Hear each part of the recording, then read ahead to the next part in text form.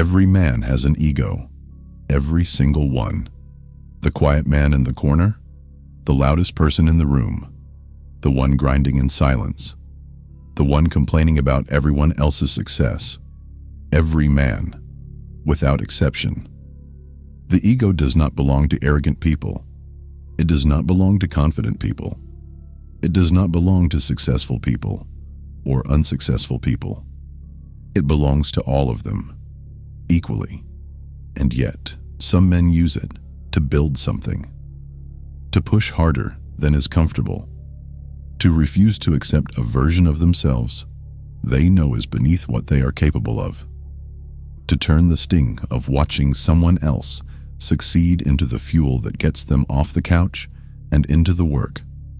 And other men, with the exact same ego, use it to destroy everything quietly, to explain away their inaction, to find fault in everyone who is moving while they are standing still, to become the critic, the cynic, the man who has a perfectly constructed opinion about why everyone else's success is luck, connections, or circumstance, and a perfectly constructed blindness to the fact that he has not tried.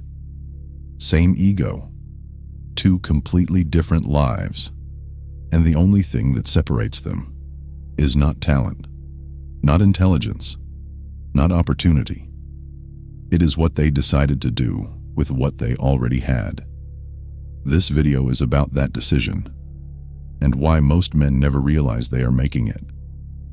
Before we go any further, let's be clear about what ego actually is, because most people have the wrong definition.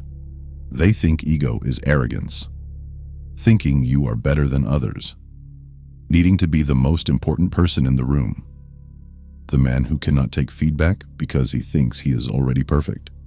That is one expression of ego, but it is not what ego is. Ego at its most basic is simply this: the sense of self, the internal story you carry about who you are, what you are worth, what you are capable of, what you deserve, what you are not willing to accept about yourself. Every human being has this. It is not optional. It is not a character flaw.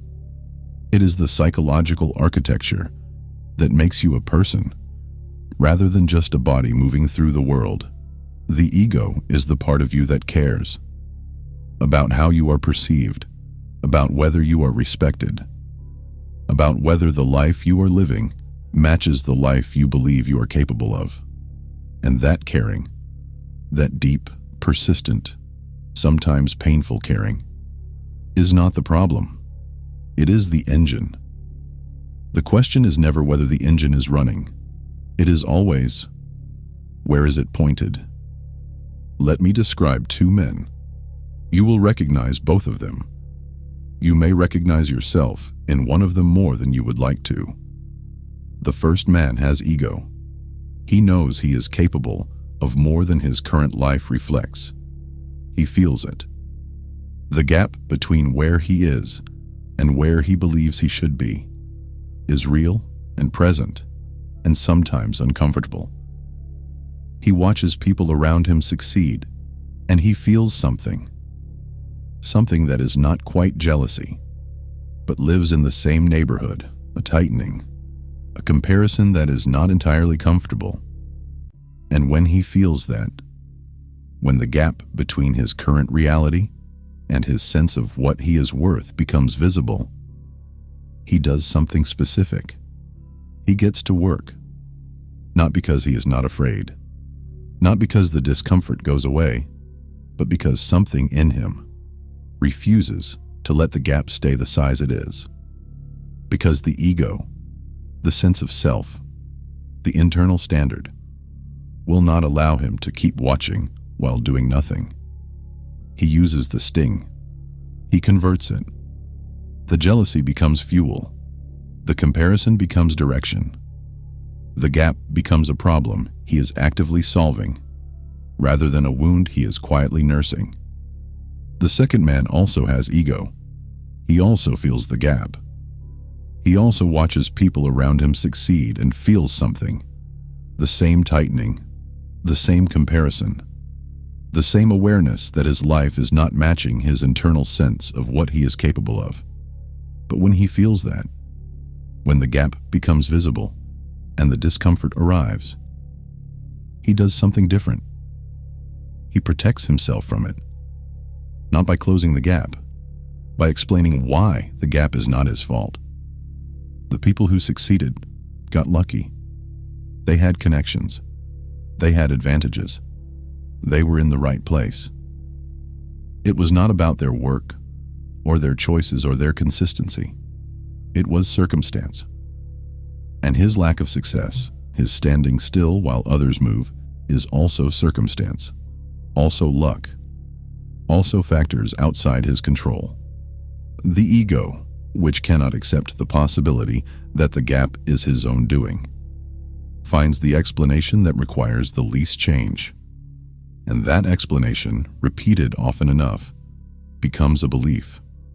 And that belief becomes an identity.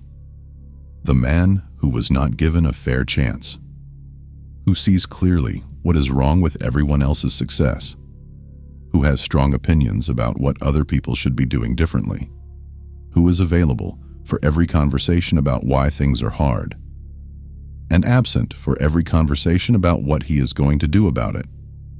Two men, same ego. One used it, one hid behind it. The ego that defends itself is one of the most sophisticated systems in human psychology because it does not feel like defense. It feels like clarity. It feels like seeing things as they actually are. It feels like being honest about a world that is unfair and a system that is rigged and a situation that is genuinely difficult, and sometimes those things are true. The world is unfair. Systems are rigged. Situations are genuinely difficult. But the defending ego takes those true things and uses them as the complete explanation, as the reason nothing is possible, as the justification for inaction, and the specific way you can tell the difference between someone who is being honest about difficulty and someone whose ego is defending them from the cost of trying is simple. The honest person says, "This is difficult, and I am going to do it anyway." The defending ego says, "This is difficult, therefore I'm not going to try." The first person uses the obstacle as information. The second person uses it as permission. And the permission the defending ego grants is always the same. Permission to stay exactly where you are, without having to accept that staying is a choice, without having to acknowledge that the gap between the life you have and the life you believe you deserve is at least partially your own making, because the ego cannot accept that. The ego, which is built around the sense of self, around the internal story of who you are and what you are worth, cannot accommodate the possibility that the gap is your fault. Because if the gap is your fault, if the lack of movement is a choice rather than a circumstance, then you are going to have to do something about it. And doing something about it is uncomfortable and risky and might result in trying and failing, which the ego, above all things, cannot tolerate. So instead it finds the explanation that requires no action, and it maintains that explanation with extraordinary sophistication, against all evidence, against all feedback, against all the examples of people in similar circumstances who chose differently and got different results. The defending ego has an answer for all of them. It is very good at this. It has had a lot of practice. Here is what happens to the man whose ego consistently defends rather than drives. In the short term, nothing visible. He is fine. He goes through his days. He has his opinions, his explanations, his sense of himself as someone who understands things clearly. But underneath, something is happening that he cannot see because he is too close to it. The gap is widening. Not because the world is moving against him, because he is standing still while the world moves. And the longer he stands still, the longer the ego defends rather than drives, the wider the gap becomes. And the wider the gap becomes, the more painful it is to look at directly. And the more painful it is to look at directly, the more sophisticated the defense becomes. The explanations get more elaborate. The criticism of others gets sharper. The bitterness, that specific, recognizable, quietly devastating bitterness of a man who knows he had potential and watched it go unused, gets more present. Not always visible from the outside, but present in the edge that enters his voice when someone else's success is mentioned, in the automatic search for the flaw in anything someone else has built, in the comfort he takes in other people's failures, in the discomfort he feels at other people's wins. That discomfort is not jealousy in the simple sense. It is the ego being reminded of the gap, of the life that could have been if the energy had gone into building rather than defending. And because looking at that directly is too painful, the discomfort gets converted into criticism, into cynicism, into the comfortable position of the man who knows better than everyone who is trying, who has not tried himself, but who has very clear views on what everyone else is doing wrong. This is where the defending ego ends, not in dramatic failure, in quiet diminishment, in a life that is smaller than it needed to be, lived by a man who was capable of more, and who spent his energy defending himself from that knowledge rather than acting on it. Now let's talk about the other man, the one who uses the same ego differently. He also feels the gap. He also watches others succeed and feels something uncomfortable. He also has the voice that questions whether he is capable, whether it is worth it, whether the risk is justified. He is not without doubt. He is not fearless. He is not some exceptional specimen of human psychology who is immune to the things that stop other people. He just has a different relationship with what the ego produces. When the gap becomes visible, when the comparison stings, when the discomfort arrives, he does not immediately reach for an explanation. He asks a different question. What is this telling me about what I need to do? Not, why is this unfair? What does this mean for what I do next? And the answer to that question is almost always the same. Move. In some direction. Toward something. The ego that drives does not require certainty before acting. It does not require the perfect plan, the ideal circumstances, the guaranteed outcome. It requires only this: the refusal to accept the current gap as permanent, the refusal to watch while doing nothing, the refusal to convert the discomfort of the gap into bitterness rather than into fuel. And that refusal, repeated daily, in small decisions, in ordinary moments, is what the difference between the two men actually consists of. Not talent, not luck, not extraordinary discipline, just the repeated choice to use the ego's energy in the direction of the gap rather than in the defense of the position. Here is the part most people skip, because it is the most uncomfortable.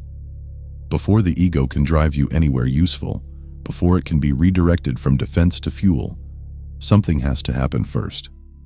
You have to accept what you actually are, not the version you perform, not the version that exists in your explanations, the actual version, with the actual traits, including the ones you're not proud of, the laziness that shows up in specific situations, the fear that presents itself as practicality, the avoidance that disguises itself as patience, the ego that has been defending you from uncomfortable truths rather than pushing you toward necessary ones. Most people never do this honestly. Not because they are incapable of it, because the ego, in its protective mode, resists it with everything it has. Because accepting what you actually are requires accepting the gap, not as circumstance, as your own doing, And that acceptance is one of the most uncomfortable experiences available to a human being. But it is also the most powerful. Because the moment you accept what you actually are, clearly, honestly, without the softening of explanation, the gap changes. It is no longer a wound. It is a starting point. And a starting point is something you can act from. A wound is something you protect. And the man who accepts himself, who looks at the gap without flinching and says, "This is where I am and this is what I am going to do about it," has access to something the defending man does not. The full energy of the ego, pointed outward, at the gap, rather than inward, at the protection of the story. This is where it becomes practical, because everything up to this point is understanding, and understanding is not enough. The ego is redirected not through a single decision, but through the accumulation of daily ones, small ones, mostly invisible. The moment when the comparison stings, and you feel the familiar pull toward the explanation, and instead you ask, "What do I need to do differently?" The moment when someone else's success arrives in your feed, and you feel the tightening. And instead of reaching for the criticism, you reach for the question, "What can I learn from this?" The moment when the gap is visible, and the comfortable position is to stay where you are, and you do the next smallest thing in the direction of closing it. These moments are not dramatic. They do not feel significant when they happen, but they are the actual mechanism, the actual place where the ego either gets redirected or gets reinforced as a defense. And they happen every day, multiple times, in the small ordinary moments that most people overlook because they are waiting for the big moment, the breakthrough, the turning point, the single decision that changes everything. That decision does not come before the small ones. It comes because of them. Because of the accumulated weight of 100 small moments where the ego was used as fuel rather than as a shield, where the discomfort was converted rather than avoided, where the gap was moved toward rather than explained away. The man who does this consistently, not perfectly, not without lapses, but consistently, is not the same man 6 months later. His habits are different. His relationship with discomfort is different. His tolerance for the gap is different because he is actively closing it. And the man who is actively closing the gap, who has evidence, accumulating daily, that he moves toward what matters, does not need to defend himself from other people's success, because their success is no longer a mirror of his failure. It is just their success, something that has nothing to do with him and everything to do with them. And that simple, quiet, completely unglamorous shift is the difference between the man who wins and the man who is just bitter. Not talent, not luck, not exceptional qualities that some people have and others do not. Just the daily decision, made consistently, in the direction of the gap. The daily decision does not exist in a vacuum. It exists inside habits, patterns of behavior that make the decision either easier or harder to make correctly. And the habits that reinforce the defending ego are specific: consuming without producing, watching other people build without building anything yourself, spending more time with content about success than with the actual work of pursuing it, engaging in conversations that confirm your explanations rather than challenge them, surrounding yourself with people who are also standing still, not because you chose them for that reason, but because their stillness is comfortable and does not require anything of you. These habits do not feel like defense when you are inside them. They feel like rest, like being informed, like maintaining relationships, like having perspective. But they are the specific daily inputs that keep the ego in its defensive position, that keep the energy pointed inward, that make the gap slightly more comfortable to live with than it should be. And the habits that redirect the ego are equally specific, producing something every day, however small, however imperfect, something that moves in the direction of what matters, seeking feedback rather than avoiding it. Not because feedback is always correct, but because the ego that cannot receive feedback is an ego that cannot grow. And an ego that cannot grow is an ego that is defending, choosing discomfort deliberately, not dramatically, in the small moments. The conversation that needs to be had, the work that needs to be done before you feel ready, the standard that needs to be held when lowering it would be easier. And surrounding yourself, even incrementally, even one person at a time, with people who are moving. Not because their movement shames you, but because their movement normalizes what you are trying to build.